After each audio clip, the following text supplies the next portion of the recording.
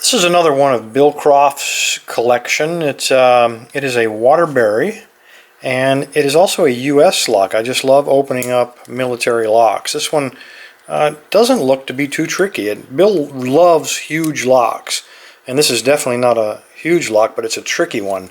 It does have an internal secret, and let's see if we can get it picked. I'll show you what that secret is. And move some of this other stuff from flywheel out of the way.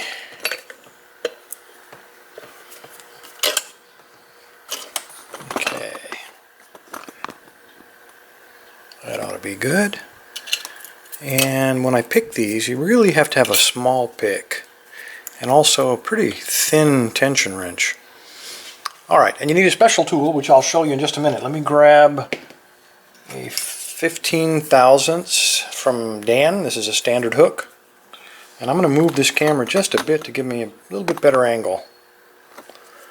Alright, so pick it just like any other lock. I like to start in the rear, so I'm going to kind of work it under these pins. Very tight keyway on these Waterburys. Alright, a little bit of tension, and then I'm just going to start looking for the binder.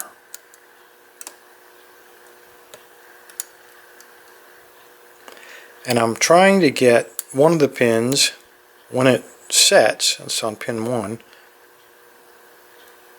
usually you set one or two of the pins. They're standard pins in here. There are no security pins. I've never opened one, but I mean I never detected anything other than standard, but they depend on this really tight keyway and another secret to keep these things secure.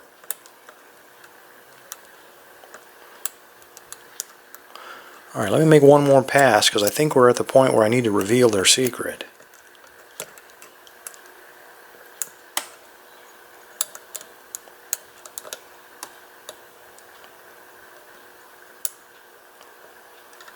Oh, I just set pin 3. Let me do one more pass just to be sure that we've done all the damage we can on the pins up top.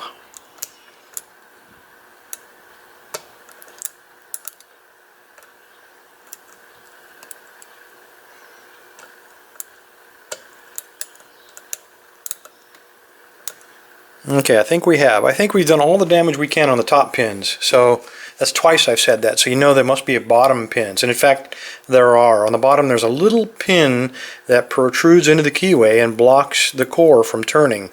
When you're partially picked, like I believe we are, it now is the one that's the binder. And the way I push it down is just like we do with Everest. Except you need a little bit thinner tool. This is a broken pick that I just kind of sharpened. It was a 15 thousandths. And you just shove it down in there and you try to find that pin and you just rock him in place. He's either in the keyway or he's not. And I just felt a slight turn, so I think we've now moved him. So now let's go see who's binding on the top.